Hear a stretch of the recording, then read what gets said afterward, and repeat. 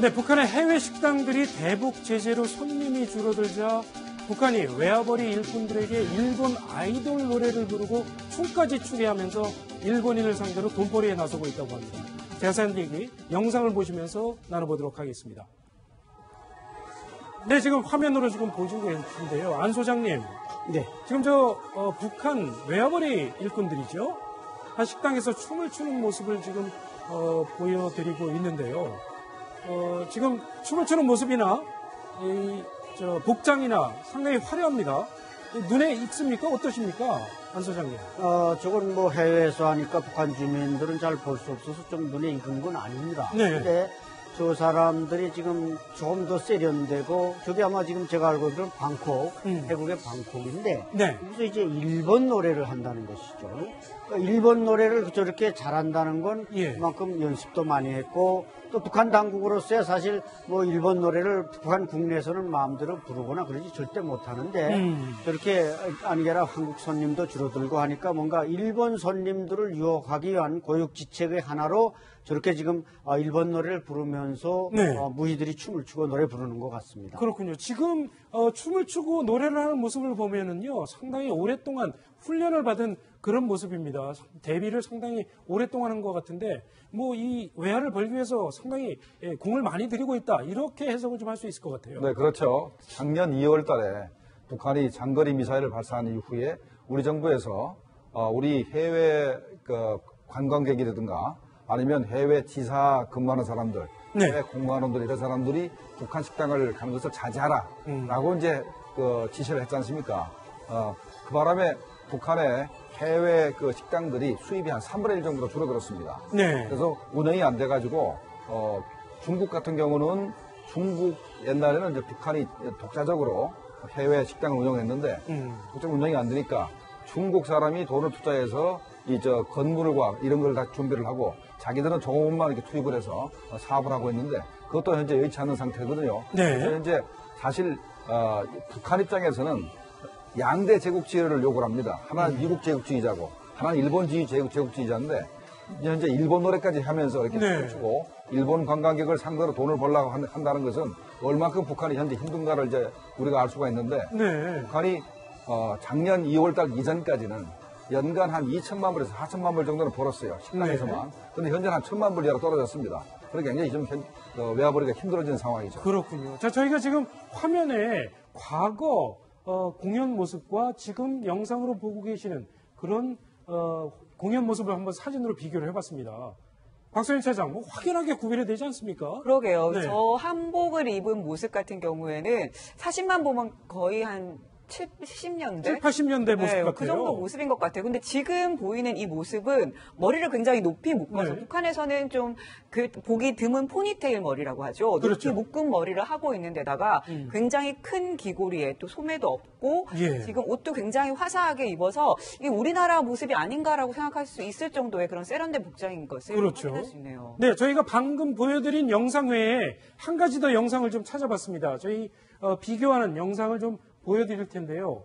어떻게 다른지 한번 좀 화면으로 좀 보여주시죠. 자, 지금 왼쪽에 보시는 영상이요. 방금 저희가 보여드린 그 공연 모습입니다. 북한 여성이 확실히 일본어로 노래를 하는 소리가 들리죠. 자, 오른쪽 여성. 오른쪽 여성이 부르는 노래와 똑같은 노래네요. 안 소장님, 오른쪽 여성이 지금 일본에서 활동하고 있는 중국인 가수라고 하는데요. 그렇죠. 네. 그러니까 지금 여러 가지 북한이 이제 돈벌이를 위해서도 저렇게 모든 걸 바꾸고 있지만 또 김정은이 자체가 어려서부터 그 어머니 고영이가 북송교포니까 네. 일본 노래나 문화에 익숙이 돼 있고 네. 그러다 보니까 아무래도 아까 말씀하신 대로 뭐 미일 제국주의라고 합니다만은 은근히 뭔가 일본 문화가 북한에서 지금 살살 녹아서 돈벌이 수단으로 이용되는 게 어떤 당의 사상 그 날카로운 사상 비판을 면제받을 수 있는 이런 면제부도 주고 있지 않는가 이렇게 판단이 됩니다. 이 외화벌이 일꾼들이 일주일에 한 번씩 사상교육을 받아야 되는데 요즘은 그 사상교육도 건너뛰는 경우가 많다면서요. 그렇죠. 어쨌든 그냥 꽁 잡는 게 매라고 뭐 어떤 동시화핑의 뭐 흑묘, 백묘론이라고도까지 볼 수는 없지만은 좌우간 돈만 벌으면 되니까 사상 비판 회의를 못 하더라도 돈 책임량에서 김정은에게 바치면 칭찬을 받으니까 네. 이렇게 사상학습까지 묵과된다는 것이 북한이 지금 용과 약간은 달라지고 있는 또 얼마나 외화벌이가 갈급한가 하는 것을 보여주는 하나의 그 시금석입니다. 그렇군요. 네, 일반적으로 북한 주민들은 일주일에 한 번씩 토요 생활총화 이렇게 일주일에 한 번씩 합니다만은 네. 해외에 나와 있는 노동자들 특히 저 식당 종업원들은 매일 생활총을 합니다. 왜냐하면 그래요? 매일같이 외국 사람도 만나고 한국 사람도 만나기 때문에 매일같이 누구를 만났다 무슨 말을 했다는 거 다 적어내는데 네. 생활총을 안 한다는 것은 정말로 북한이 굉장히 힘들고 공색해졌다. 그래서 이제 사상 통제도 할 수 없다. 뭐 이런 얘기로 우리가 해석할 수 있겠습니다. 그렇군요. 자, 최근에 중국 단둥에 있는 북한 식당에서는요, 외화벌이를 위해서 한국인들을 대상으로 굉장히 적극적으로 영업을 하고 있다고 합니다. 그 모습을 저희가 영상으로 준비해봤습니다. 들어보시죠. 한국 사람인데 밥 먹을 수 있어요? 안 돼요? 是真正的韩国人吗？还是点数人？点数人是在韩国还是？真正的韩国人从韩国过来的。 네, 따라 이게 사실이 아니고 사실 사람한테는 되게 아프다. 직접하고 공동적하게 그냥 이렇게 하거든요. 中文说的这么好，怎么学了？怎么学了？在朝鲜学了。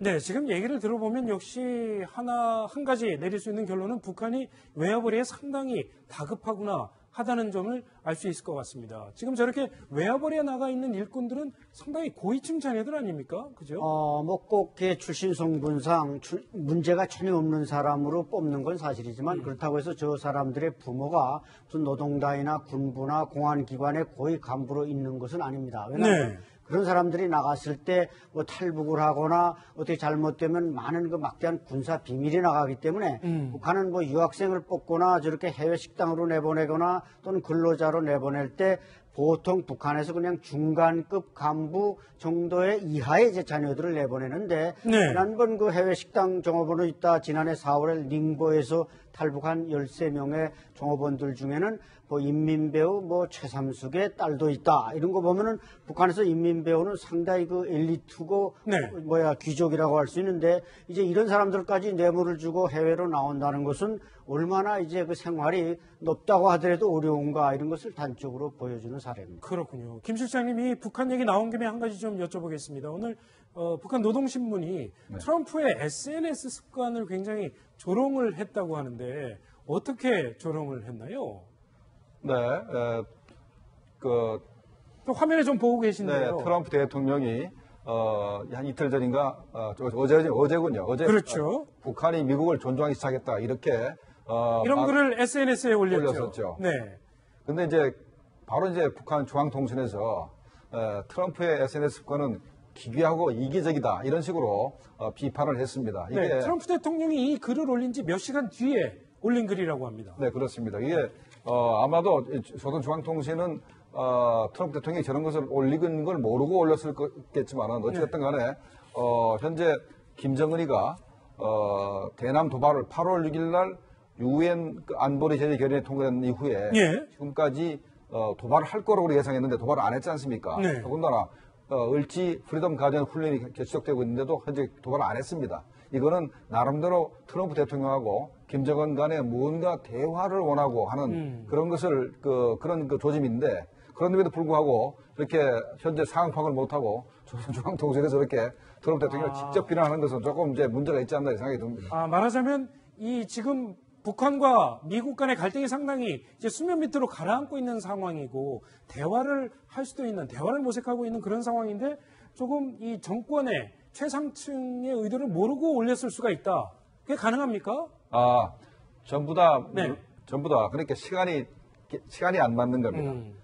최종 선전선동부까지 다 이제 결재를 만든데 네. 시간이 안 맞은 거죠. 그러니까 그렇군요. 트럼프 대통령이 저런 말을 할지 모르고 아직까지도 계속 비난할 거라 예상을 하고 조항통수에서 내보냈는데 네. 이게 시간이 안 맞은 겁니다. 그렇군요. 박소영 차장이 뿐만 아니라 뭐 한미 군사훈련에 대해서도 상당히 강도 높게 또 비난을 했다면서요. 네, 북한이 무엇보다 가장 신경 쓰는 게 바로 한미 연합 군사 훈련이잖아요. 네. 그래서 지금 을지훈련이 열리고 있으니까 이에 대해서 미국은 그들의 적이 그러니까 북한을 얘기하는 거죠. 네. 미국은 북한이 핵무기와 탄도미사일로 무장하고 있음을 잊어서는 안 된다라고 하면서 우리는 보고만 있지 않을 것이고 피해 네. 보복을 할 것이다라고 하면서 다시 한번 으름장을 놨습니다. 그렇군요. 북한에서 나오는 얘기를 들어보면 도발을 할 것인지 말 것인지 상당히 일관성 있는 메시지가 나오는 것 같지는 않습니다. 강한 어조로 얘기를 했다가 또 약간 물러났다가 이게 나름대로 가지고 있는 작전이라고 봐야 될까요? 어떻게 해석해야 됩니까? 그렇죠. 북한이 뭐 말싸움, 말폭탄으로 미국하고 해도 안 되고 사실 네. 뭐 물리적으로 다른 뭐 군사 기술적인 뭐 이걸로 해도 안 되니까 결국 미국 눈치를 살살 보면서 또 자국 내에 쓰는 용어 또 대외적으로 쓰는 용어를 아주 교묘하게 써가면서 지금 조선중앙통신이 일종의 선전선동 공세를 벌이고 있는 겁니다. 그렇군요. 네, 잘 알겠습니다. 북한 소식 두 가지 살펴봤습니다. 김정봉 실장님, 안찬희 소장님, 오늘 여기까지 듣겠습니다. 감사합니다.